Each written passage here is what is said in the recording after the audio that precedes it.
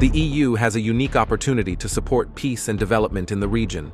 Hikmet Hajiyev, Assistant to the President of the Republic of Azerbaijan and head of the Foreign Policy Department of the Presidential Administration, said at an event on the theme, the European Team's Mine Action Initiative.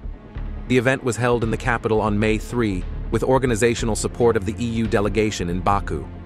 Assistant to the President Hikmet Hajiyev emphasized that Azerbaijan has faced such a gigantic challenge as mines and explosive remnants of war as a result of almost 30 years of military occupation by Armenia.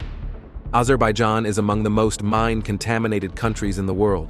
There are 1.5 million mines and an unknown number of explosive remnants of war in the country. This covers 12% of Azerbaijan's territory, posing a serious threat to the civilian population, as well as hindering socio-economic development. The presidential aide brought to the attention of the participants of the event that since the end of the war in 2020 until April 27, 2024, 212 mine explosions occurred, with 356 victims, including children and women. These incidents show that there is an urgent need for mine clearance and victim assistance.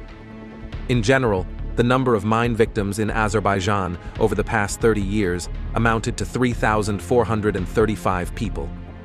Hikmet Hajiyev noted that Armenia's refusal to provide accurate maps of mines planted in Azerbaijan complicates demining efforts and prevents 800,000 IDPs from returning to their homes.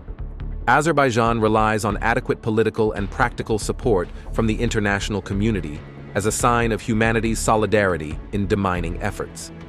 Thus, in addition to the enormous and negative humanitarian consequences of the process, mine contamination also poses a challenge to the peace and reconciliation process. Given the somewhat developed institutional capacities and training programs in Azerbaijan, direct financial donations to expand the scope of operations can be considered the most important type of assistance in this process.